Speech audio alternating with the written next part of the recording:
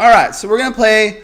We're gonna try a new little format today, and we'll see how it goes. But like most things in Retireholics history, it'll evolve over time, and we would love to get some of your feedback. And you know that, Mark, that all the good things in Retireholics, a lot of them have come from the chat bar at times and their ideas. So maybe they'll have some input on our little format today. And if the chat bar tells us to never do it again, are we going to listen? No, we'll try it a few times. All right. So basically just screw them. Yeah. Tall Can Talks is the deal. We're going to be drinking tall cans and talking 401k. We're still going to play Acrosen, and we are still going to name a chat bar champion. With that, I would like to congratulate last week's winner, Brad Nerdy CPA. Oh, does that count? That counts? Oh, yeah. Yep. And I got a bottle. Hang on. Let me finish this, and then I'll drink from the vodka. Yeah. Brandon, you have to be on Acrosen today. I need to focus. Brad, you have some food coming from Applebee's Grill and Bar, which really made me smile when I saw there was an Applebee's by his house. I mean, that's a classic brand, you know? Yeah. I figured there'd be lots of options. So he's got the Brew Pub Pretzels and Beer Cheese Dip. Yum. Coming to his house. He's got the new from Applebee's Brew Pub Loaded Waffle Fries. Those looked very low-cal and delicious. Yeah. I saw this thing that looked horrible. It's a quesadilla burger. Horrible picture, so I bought it. Looked gross. Shoot. By the way, two great things, not good combined. Yeah, I that can't doesn't imagine. make Yeah, no no, sense. no. The Whiskey Bacon Burger, which is basically just the biggest, gnarliest loaded burger that they had. And then I saw there was kids corn dogs, so I got you 4 of them. 4 kids corn dogs. They come with a milk and an applesauce. So apparently you'll get 4 milks, 4 applesauces. And then to wash it all down, new sugar dusted donut dippers. So that's so congrats to he's here. Bradley's here. Wife and son will be happy. Perfect. It's a nice. I freaking love you. It's a nice smorgasbord of different stuff, you know. Let's see. And so we will be naming a chat bar champion. Oh, I owe a swig of vodka at the end of the show. Oh fuck. Okay. No. You don't need to drink it that gnarly. No, yeah, you do. And we will be spinning the wheel of ice as well. Okay. 2 401k pros head to head, and that's me and you, Mark, in at least for today it is, in a detailed discussion, sometimes a debate. It's not really head to head, right? It's more, it can be. It can be, but it doesn't have. I'm not going to force you to debate with me if you don't like something. JD, let's be honest. There's no debating with you. You're very one-track minded. Each contestant will come to this bout, this discussion, this potential debate with 1.5 topics. We'll figure out more what that means. Each not knowing what the other plans to discuss. So you do not know what I want to talk about today, and I do not know what you want to talk about today. We're going to ask you, the audience, after each topic to vote on either, if it was a debate, who won it. If it didn't get debatey, then maybe it's who was your favorite. You know, was it JD or was it Roby? And that's where did you get more value from? Wow. Or maybe you're just voting on, you know, who you like more. I don't know. But we will ask you all to vote after each of the big topics. And the winner, Mark, will get 10 points. And then we'll ask you to vote after each of the smaller half topics. And the winner will get 5 points for those. So there's 30 points on the line. If we tie. You could have told me this ahead of time. Just saying. If we tie.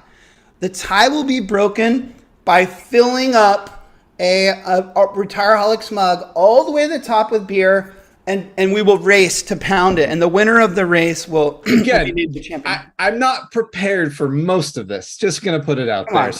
You must have that on hand. You told me to bring a tall can. I did that much, okay? Which, by the way, that was hard enough. So. That is how we will break the tie. To kick off the surveys, though, I would like all of you out there in the chat bar to vote right now. Who do you think will win this little thing we got going on tonight? Will it be Roby or will it be JD? Put your votes in if Brandon's ready. Just throwing this at Brandon. Okay, chat bar, you're not funny. You're not funny. They're not here. Okay? That is funny, chat. Let's see how these come in. Should we tell everybody what actually happened Sure, you can kind to of, Justin and Chad? I don't want to tell them.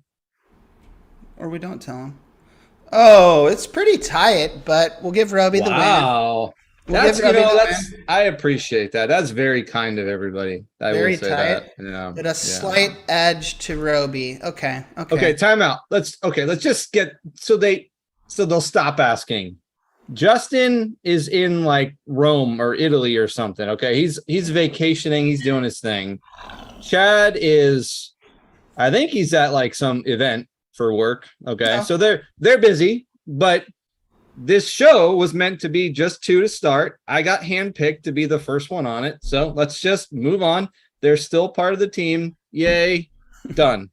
Nobody's been fired or Yeah. quit. So that here we go. First topic, okay? And the way this should work is I'm going to kind of set up the topic and then we'll take it from there, okay? I used to internally dismiss, almost like think like an advisor was kind of dumb when they would tell me that they were anti-target date funds. You know, and the reason why they would bring this up, Mark, is they would say, look, not every 40-year-old has the same risk tolerance. Right. And in my little 401k brain, I would be like, yeah, but what are you going to do? Go sit down with 1,000 people in the course of a year and try to help them with a custom portfolio, you know, at all your 401k plans? Like, you're not being realistic. And therefore, I have always considered myself a pro target date person. Like, I would defend target dates as a great tool and investment option within 401k plans. I've been doing some research, and it's possible. Am I starting your timer? Do I have a timer? Yeah, We have start it. timers. Yeah, your cans will deplete as you Okay, go. yeah, start them. We're on topic 1. Shit, our cans are depleting. I feel immense pressure now. Your can hasn't changed. But So let's be slow. I'm sure it'll be slow. So I am now, after some research, kind of sliding the other way a little bit. And that's the conversation I want to have with you today, Mark. What kind of slide are you making? To or through? Just curious. I'm almost to the point where I don't even know if that even matters so much as I look at the numbers. But let me first establish the importance of this conversation. Yeah. Target date funds are a big deal if you didn't know. Morningstar says that roughly $1.8 trillion are invested in target date funds. Most 401k plans, 98%, include a target date fund option. That's according to Vanguard.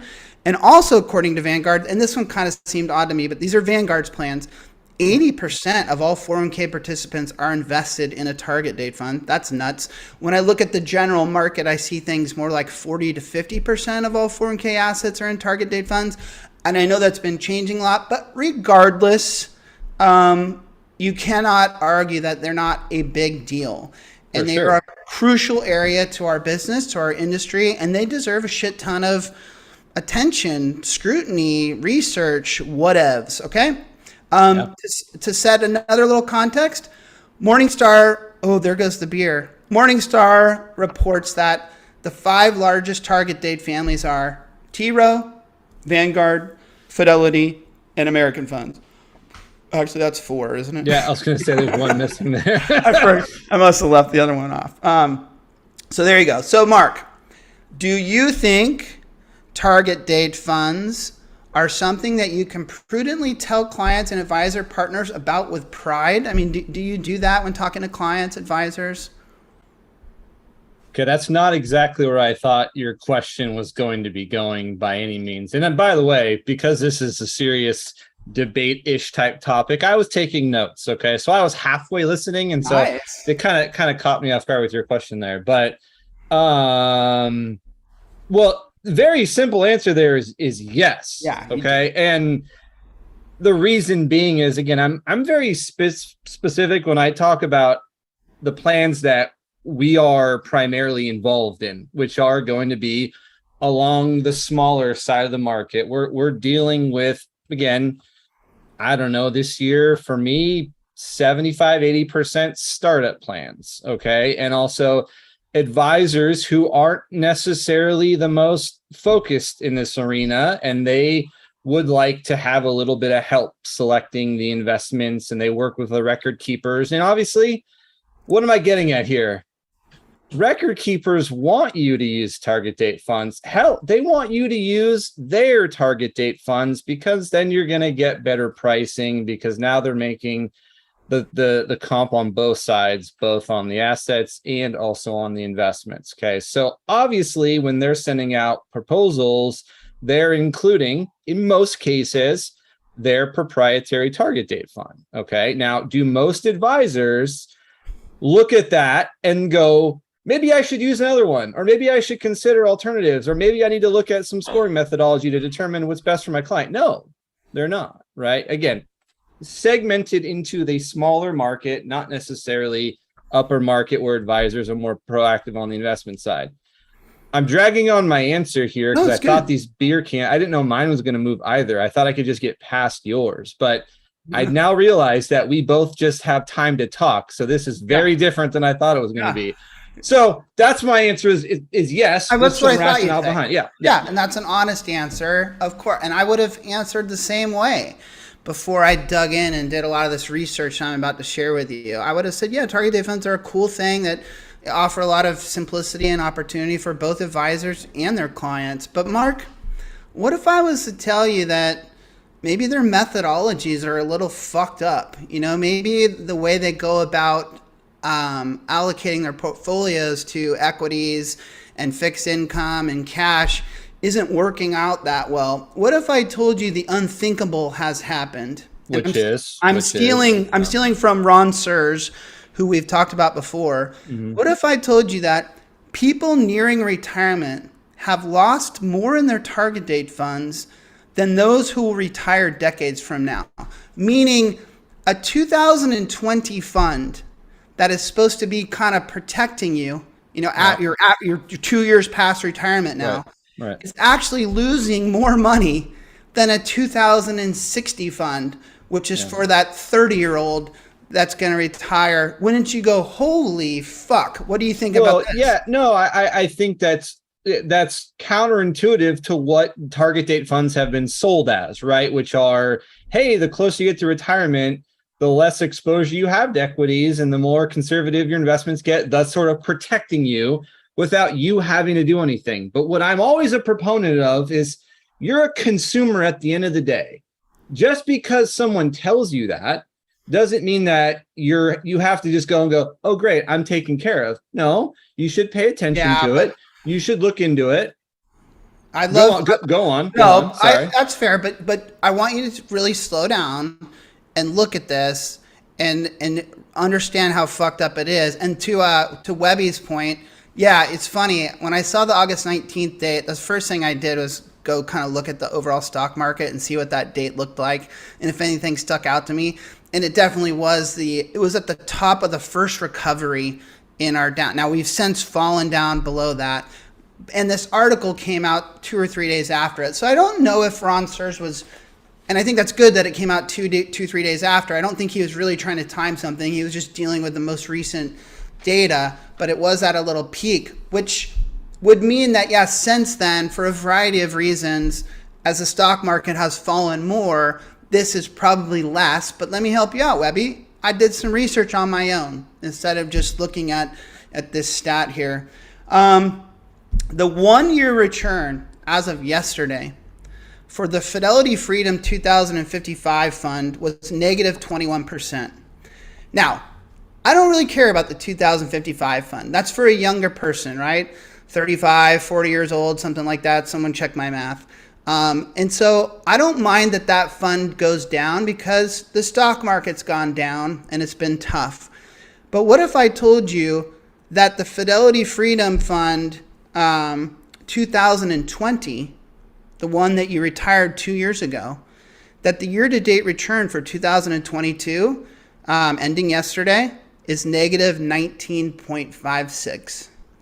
So the 2055 fund is down 21%, and Grandma's Retirement Fund 2020 is down 19.56%. Bro, that's not good. Here's what you're looking at here. This is okay. That's one fund. Oh, I can go on and on. Yeah, great. Let me tell you this. Let's go through a handful of them. Let's look at Vanguard, BlackRock, T. Rowe, and American Century. Vanguard 2020 portfolio is down 17% year to date. BlackRock 2020 portfolio down 17.73%. T. Rowe down 17.78%. American Century down 16.94%. Kind of weird how they all are completely tracking each other. And if I gave you their U.S. equity, their non-United States equity, and their fixed income, you'd see that those four funds are pretty damn close to each other in terms of the numbers that they're using. I get to my point here. These, I think I know your point. Yeah, put aside the 2055 funds. I don't care about that. Yeah. But the ones that people invested in that retired 2 years ago, this is not working the way that it's supposed to work. And so my question to you and everyone out there is, why is that the case? And is the methodology fucked up about it? Well, I'll tell you why it's happening, Mark, in case you don't know. It's happening because we're in an environment where with high inflation and interest rates that were at next to zero before this all happened, we are now in this situation where we're rising interest rates and bonds are inverse to that. And at the same time, we're dealing with inflation to the tune of, people can't even agree on that number.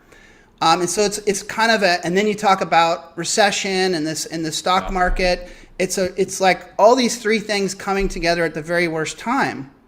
And so the bonds, the fixed incomes that were in these funds, and to give you a taste, the 2020, it looks to be the average of everyone's north of 55% in terms of their fixed income exposure in these 2020 target date funds. So they got more than half of their portfolios, these fixed incomes. And they could be 1 year, 3 year, 5 year, 7 year, types of durations. But what they're supposed to be there for is to protect that account in down markets. And it just hasn't happened because of all those things that we're talking about. Sir. Those are IOUs. And so I think that as an industry, we're letting down. I don't think you can walk up to a plan sponsor right now and just willy-nilly tell them how prudent target date funds are and how they're such a great solution for them, because they're fucking over some people that are close to retirement. Okay, well, what's the alternative? You old people. Old people. Well, I'll steal from Ron Sear's book. I'm glad you asked. Well, before you answer that, I'm just thinking, you're looking at a snapshot. You said year-to-date numbers, right? True. What was it prior to that, right? Are these just chomping into maybe some pretty good gains over that run we had for the past few years? Are you being short-sighted to these funds because of the recent absolute nutty volatility we've had? Well, and no. Could somebody themselves go out and pick their own funds within the core lineup to beat those returns? How are the other funds performing in the lineup that they have access to, right? We're only given so many options when we are an employee or a participant in the plan. Okay. So in my mind, I don't know how to accurately kind of combat some of the things you're saying, because everything is very exclusive to the participant in a lot of ways. Well, you had two big questions there. One was it fair for me to use 2022 year to date? And my answer to that would be, yes, it's fair for me to use that because it's been a down market. And what we want to see is, our target date funds that are 2022 that are supposed to be less risky because they've got 55% fixed income, are they weathering a down market as it would be compared to a 2055 fund? And the answer is no, they're not. To your example, the answer is no. Right. I agree. The reason why they're not is because they use fixed income and they're getting fucked by fixed income. If you ask Ron Sears, in an article we actually covered on the show a long time ago, but he would say that you should use things besides bonds, besides fixed income, and use more like not guarantees, stable value type of stuff. And he uses like the government. I'm fucking blanking on what the government plan's called, but the government plan, the federal thrift savings plan, doesn't use as much fixed income and bonds. Those sound so exciting, by the way. They use Thrift. They use things more like stable value. And so shouldn't we as an industry be looking at this and going like, okay, let's answer Mark's question. Like, we're letting down grandma.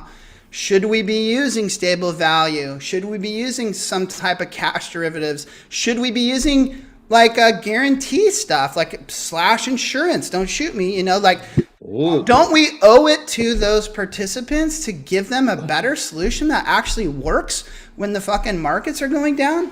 Hackler says stable value. I'm just quoting Ron Serge. My point is, something's got to be done. We can't just sit here. I thought you were going to say, Mark, well, maybe this will change, right? We're in a weird scenario right now with inflation and the Federal Reserve bringing up interest rates. So what happens when those things start to change? Like, interest rates at a certain point will get to the top, and then they'll start to ease those types of things, and the whole environment might change. I thought about that, and then I think to myself, like, some of these target date funds in their 2020 flavor have like $45 billion in them. And if you look at that and you go, well, half of that $45 billion is in fixed income and actual bonds in different durations, 1 year, 3 year, 5 year, 7 year, 10 year, like, they can't get rid of that shit overnight. It's going to take them years to start replacing them with more profitable bonds. And I've never run a mutual fund, so I don't know what the fuck I'm talking about really, but yeah. At the end of the day, I hear what you're saying, but my brain isn't necessarily going to be like, oh, I'm an investment expert, let me figure this out. My thought here at this point is, what does the reaction need to be and who's responsible for it, right? We've got multiple parties involved. You've got your participant who may be in that type of investment. What should they do? Okay. You've got the advisors who are putting these investments, or at least allowing for them to be in plans. What should they be doing?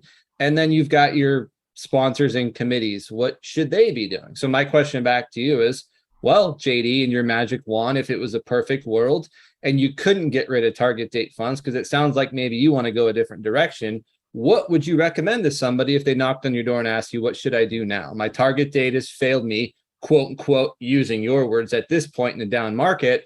What should I do? It's funny. Everyone in the chat bar is referencing Investing 101. You guys aren't listening to me.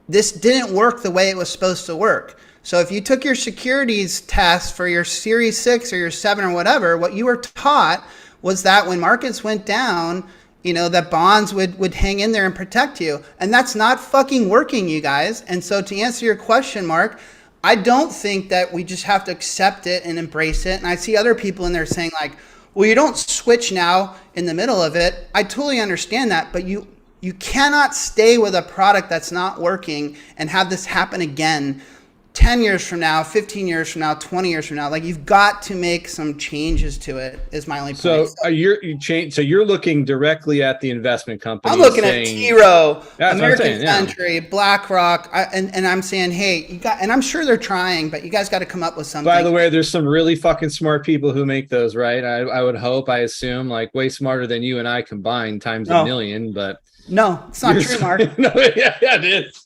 No, it's not. It's not fucking true.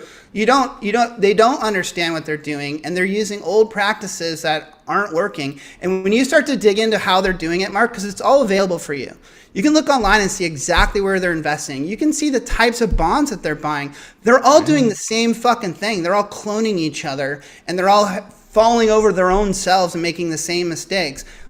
This is what I'm saying, and we'll move on. So you're fed up. You're fed up with target dates. I just don't think the old JD is right. I can't go to a client tomorrow and just be like, oh yeah, these are awesome. Like, you should use these. I feel like a disclosure needs to happen. And if you read some of these articles, what Ron Serge would say, and the people that are anti-target date fund, they're going to tell you that, well, we've already seen lawsuits. around, we've got the BlackRock target date fund lawsuits, but you're going to see lawsuits. You're going to see really upset people that are losing their money.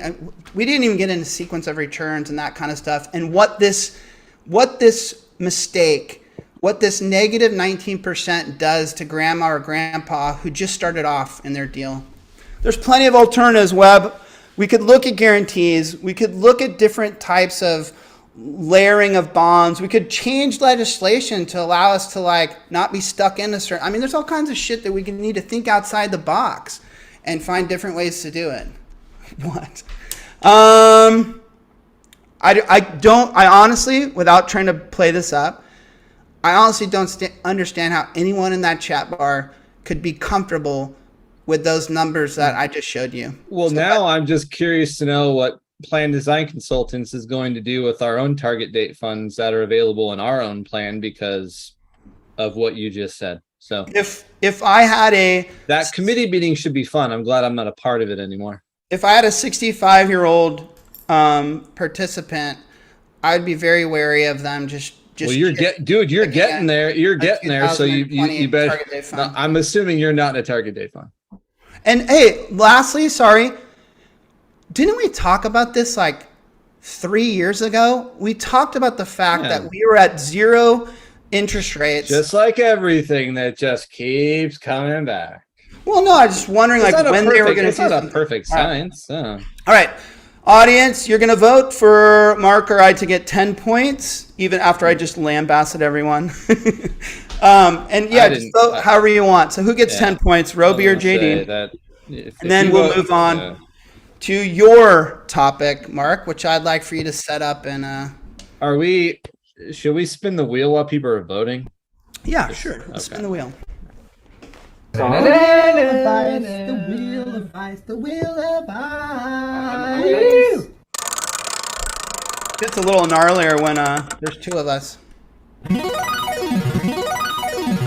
Or 3. I like that. That's perfect. That couldn't have gone any better.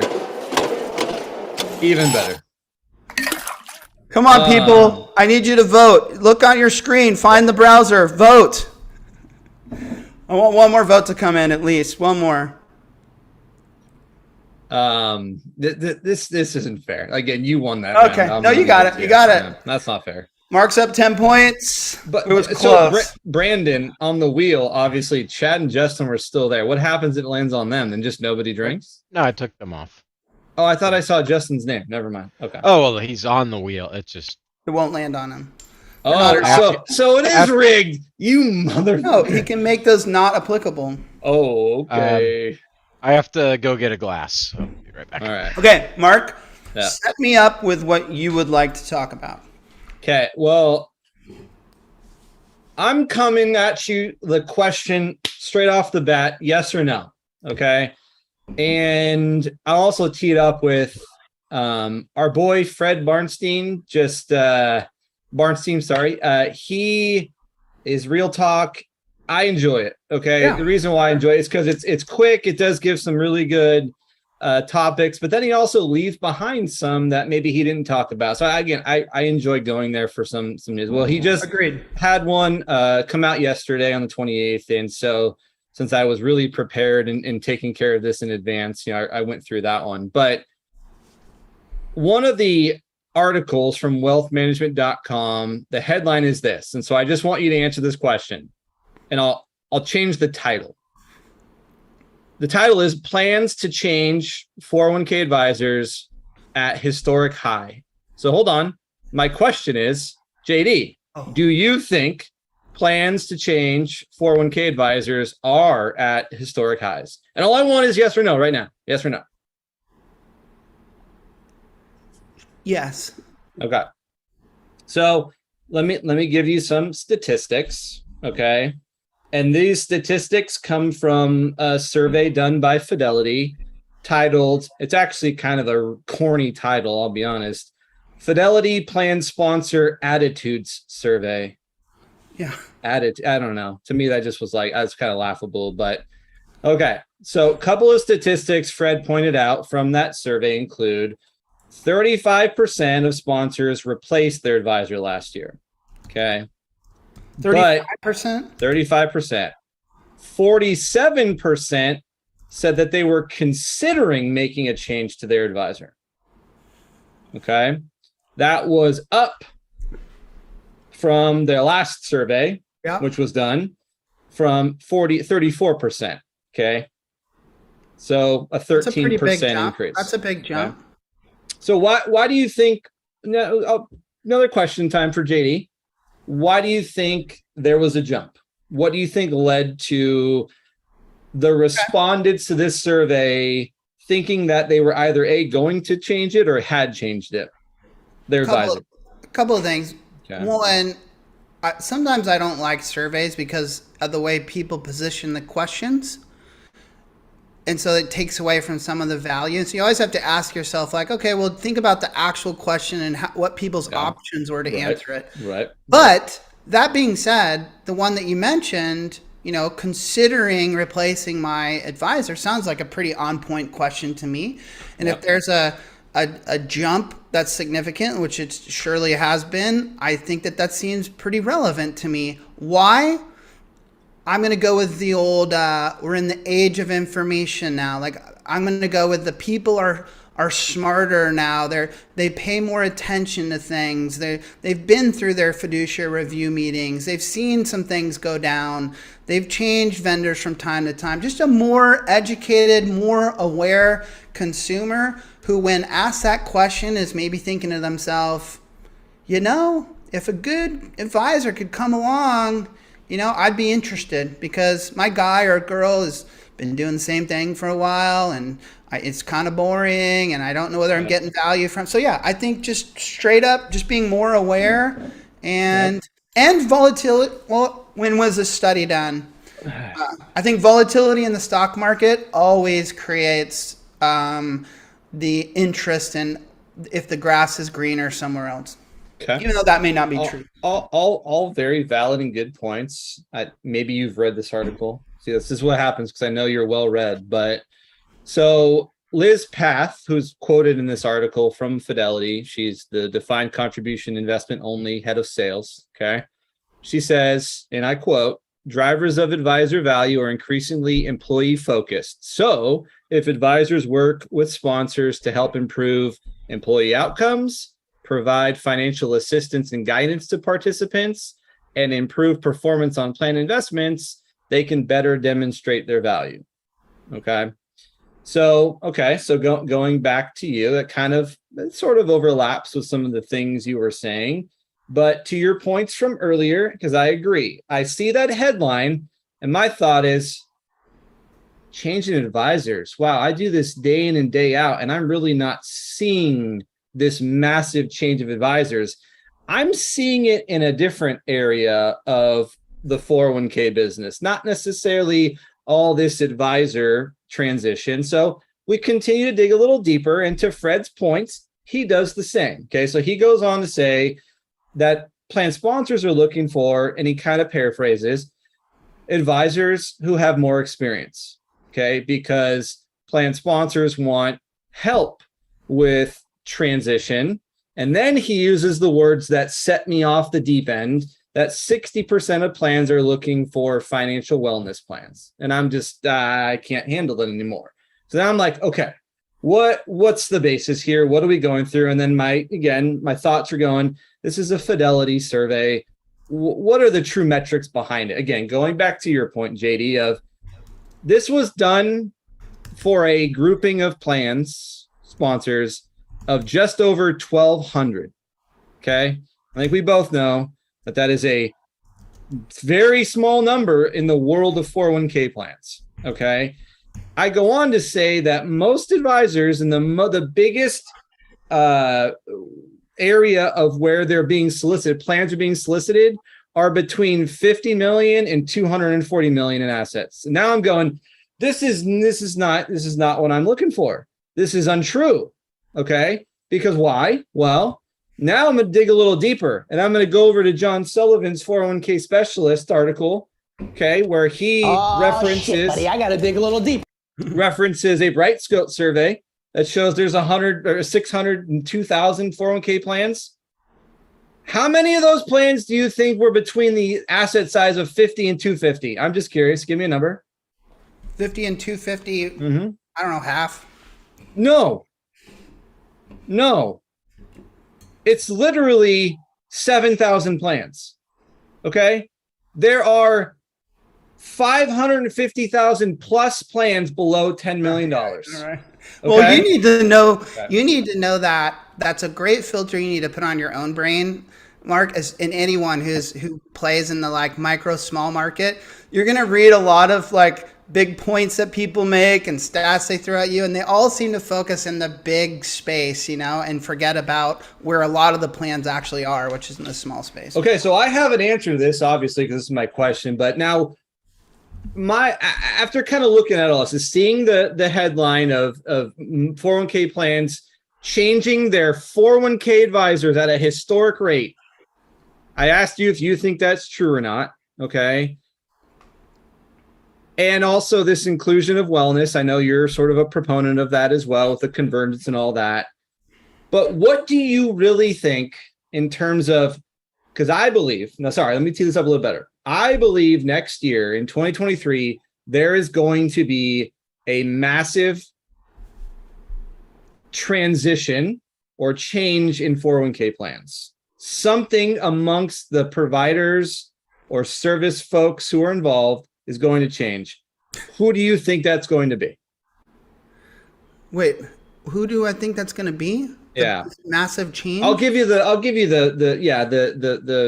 I guess the multiple choice. Do you think it's going to be advisors? Do you think it's going to be record keepers? Do you think it's going to be third-party administrators? No. I don't know what you tell me. I don't know where you're going. You tell me record keepers?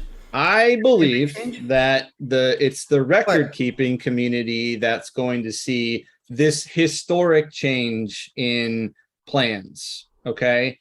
And I'll give my thoughts and rationale as to why.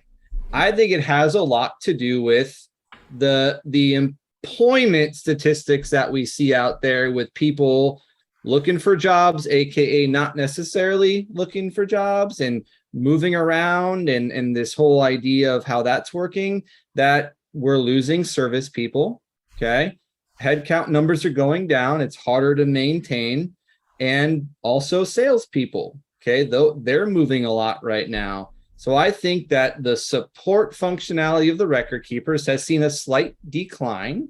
And thus a lot of these plan sponsors, what they're really looking at and what they're really trying to do is find ways to find providers who are going to offer them more.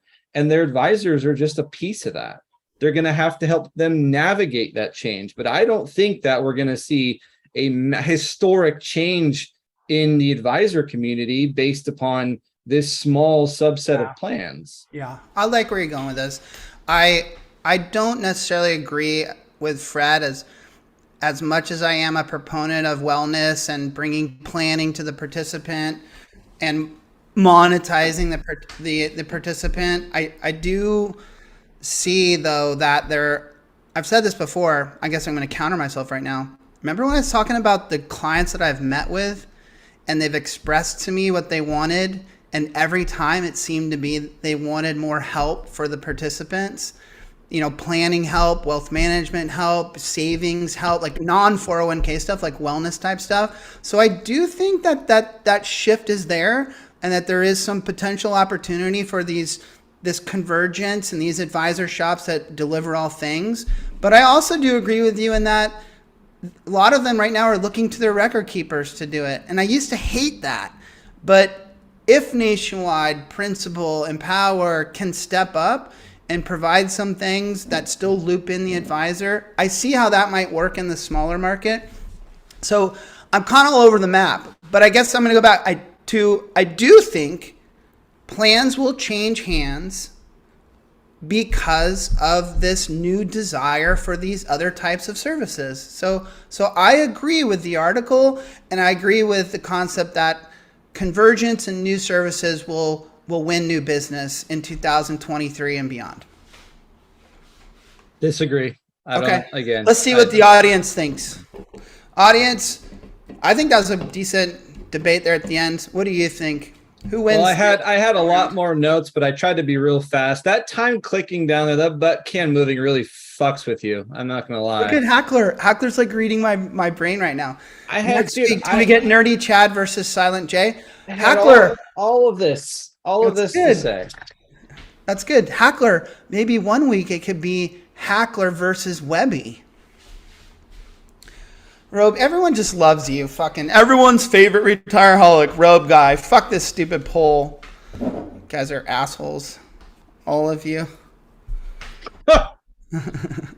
That's a landslide. Mark wins that round. This is such a I love all of you so much. It's just fun. Yeah. So Mark's got 20 points. So I basically can't even catch you with the half topics now. You've won the game, but we'll move on. Are we going to our 0.5? Is that our half topic? Two more little half topics. And here's where I'm going. I'm going after the suits again. I'm going after the whole suit and tie thing. So a little more kind of less, investment, less kind of predictions of record keeper, but just good old fashioned fashion, if you will. I'm tired of the fucking suit and tie. I know I'm a California guy, but New York, Boston, Merrill Lynch, Morgan Stanley, you guys are annoying the fuck out of me with your East Coast suit and tie, Wall Street, financial advisor shit. I'm jealous of the financial planner brand and vibe. So if you look outside of 401k and you look at planners and you see like the cool conference they did in Huntington Beach, and I met with a planner recently. I was trying to see if he'd be interested in doing 401k stuff. And he works out of his van life with his wife and his 2 kids. And he's like a van life advisor traveling around the country, helping different people. That's kind of hipster and cool. I also think that I've been tuning into a lot of podcasts, shows that are non-401k, but they're financial services. Where you guys, Alex? Yes, Jordan? yes, Alex Jordan. Alex, yes. Alex, yes. the perfect example I'm talking about. Yeah. I've been tuning into a lot of these, and they are far further down the path of loosening this shit and being cooler than we are. And 401k is like somehow just behind it all. And examples, Mark. Remember when we were in Arizona and it was 100 degrees out and we showed up to do our show, and it was like one of the first conferences we went back to, and I thought, oh, people are going to be relaxed. Like there's going to be some jeans. I mean, it was all black suits. Am I wrong? No, you're right. Yeah. Black and blue suits. It was intense. And then the failure. You remember that I was wearing shorts and flip flops? Yeah. Yeah. Not you weren't, by the way. not the failure of, but the great attempt by Wealth at Work to have the t-shirt and jeans kind of protocol for dress code at their conference, which I would say didn't really work. Tons of people still fucking wearing the suits and ties. So why am I upset by this? Because surely you're gonna. Does this suit make me look fat? No. Your face does. Because surely I think you're gonna agree with me here, Mark. But why I'm upset is it's not just about the clothes.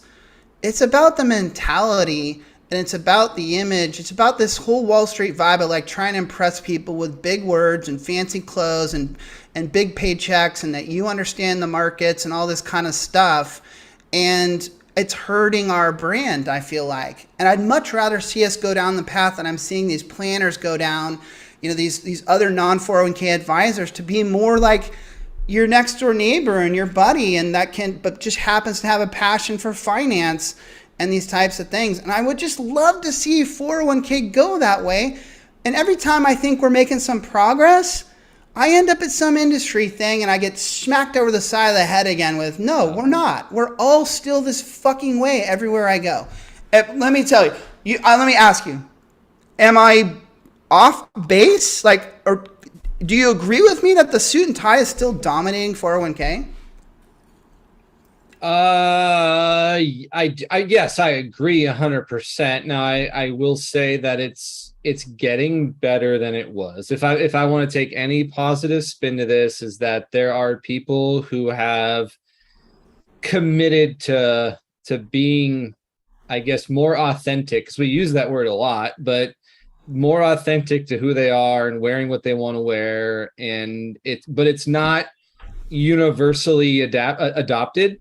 And I think some people find security in dressing nice because it does give them that sense of like, I stand for something, I represent something, I am successful at. Lester says professional. Yeah, I don't know if it's like their Clark Kent kind of thing. I don't know, but I at the same time I feel like people could loosen up just a little bit. Faith just stole the words right out of my mouth. I wanted to respond to Lester and be like, Bryant, what you wear does not make you what you are. Like, what you wear does not make you professional. Like, if you can't see that, like a professional basketball player has to wear a jersey. So, but it does not make you professional. It actually is the opposite in my mind.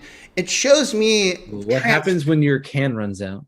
It shows me transparently that you're trying to be something that you're not. Can I tell you something else? I've been on a lot of fiduciary review meetings throughout the last 6 months for $100 million, $150 million, $300 million types of plans. And I go backwards hat and a t-shirt. And I got news for you. These are banks and professional companies. And the chief executive officers and the chief financial officers, they fucking love me for it. They don't think I'm unprofessional. They think I'm fucking straight up, and I'm not trying to trick them into thinking I'm some kind of. You're also the owner of the business. Just gonna say, like, a little different. Well, I'm done with that one. Yeah, I agree. Of course I do, dude. I wear a robe on our show. Like, of course I agree. Like, you know, I'm not necessarily the counter to that. Where maybe if you had a advisor sitting across here who worked for a Morgan Stanley or Merrill Lynch, they would have other comments to that. Again, maybe they feel more comfortable. That's their second skin. I don't know, but but at a conference, again, I really think conferences should ban suits. And I don't care if you're male, female, ban professional dress code. Just ban it. Like, you're in, like, especially in Vegas. You're in Vegas or somewhere, like, just dress like you would if you were going to go vacation with your family. Like, that's the dress code. Just be you. Why can't that be okay? You're sitting down all day. Like, come on, dude. All right. Well, to me, it's not just clothes. It's also how you talk and how you act. But are we supposed to vote on this one too? Well, they don't need to vote. Yeah, go ahead, let them vote. But I can't catch you. But maybe I can save some kind of my self-esteem. All right, vote Roby or JD on the last topic. We were basically the same answer. So. It's only for 5 points. It doesn't have to. They could just be because they thought you said it better. I think you're going to get this one for sympathy votes. I think you are. Yeah. I think you get all yours for sympathy. Wait, votes. didn't you say we had to prove the tall can was empty? It's hard for me because I'm drinking from 2 of them.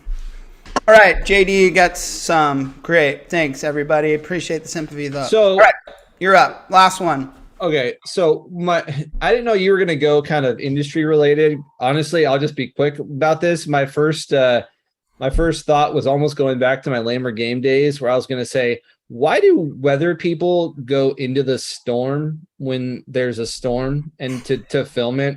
I still don't get that. And by the way, I'm saying that because storms, current events, hurricane, Florida.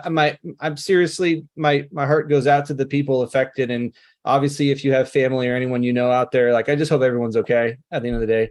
So I'm not here to like say anything negative about that. But I just wonder, like, when there's a tornado, like, why does somebody run to it to film? It doesn't make sense. But industry related, I'll go a different angle because I did have 2. I'm happy to going down the path of again, keeping with Fred and his real talk. Did you see the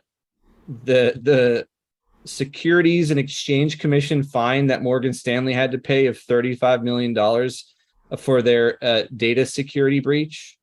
I didn't see this one. So it's actually kind of laughable. And honestly, JD, I don't really have a question here, but we're just going to talk about it because I won. So they tried to dispose of like hard drives and computers, and they turned that stuff over to a company that literally they hadn't vetted out. That what do they do with this stuff? And so a lot of the equipment got like resold and had all this customer and client data on it. And so they got a huge fine for that. But the best part about it, and Fred quotes it in his on his thing, like 42 servers went missing. So $35 million for a security breach sounds like a lot of money, but not to a company like Morgan Stanley. But then when you read about what actually happened, it's very laughable. Then I'm like, we're over here as an industry touting cybersecurity and talking about all these things to protect participants. I'm like, this happens and it's barely a blip on the radar, and it impacts millions of people because there wasn't any like misuse of data that they know of yet. This just happened like 4 or 5 years ago. It just, I don't know. It baffled me. What I love. I'll throw out a question to you, JD. How do we dispose of our computers, and is my data going to be shared with somebody when we get rid of our servers and hard drives? You know, Brandon, go. I was just going to tell Do him you what want you to do, see Brandon. I take a drill and I drill through the hard drives. Yes. See, does. look at family-owned I'll business put a photo taking up. better care of their IT, son of a bitch, security than a multi-billion-dollar company. I thought that article is interesting the way you described it, because you think so much about like cybersecurity, and this is like just straight up, you know, physical hands, tangible stealing shit security. It's not happening over the World Wide Web. You know, they're just misplacing their servers and their files and stuff. So that's interesting to me. But yeah, Brandon fucking drills shit through them. I always felt like, God, does he really have to do that? Like, does people really want our shit? But he does. I feel like I've really gotten into Webby's under his skin, man. He's trying to dig up all this data. He keeps throwing target date fun stats at you. It's great. But Webby, can I please counter you and be like, you can go out there and find one or some that have taken a different approach that are doing okay, but it doesn't lessen my point. I was naming big time leaders in the target date fund business. Those are big household names that all have those same types of returns. So I don't care if you go out and dig up some that do, that's great. And maybe we can learn some from them. But I'm just talking about the fact that the industry as a whole and some of the bigger players are fucking up for people that are in retirement and are close to it.